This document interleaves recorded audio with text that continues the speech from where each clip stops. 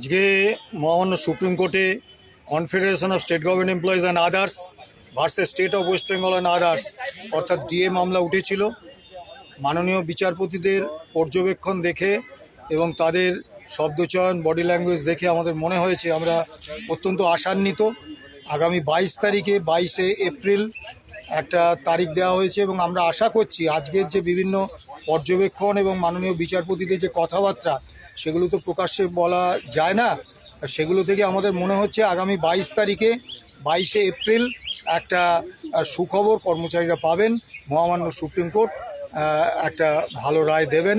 আমরা বারবারই বলেছিলাম এর আগেও যে মাননীয় মহামান্য আদালতের উপর ভরসার আস্থা, বিশ্বাস, ভরসা রাখার জন্যে আমরা আজকেও সেই কথাটা বলছি এবং আমরা আশা করছি আগামী 22 তারিখে একটা সুখবর আমরা রাজ্য কর্মীরা, পেনশনাররা পাবো। নমস্কার, ভালো থাকবেন, সুস্থ থাকবেন।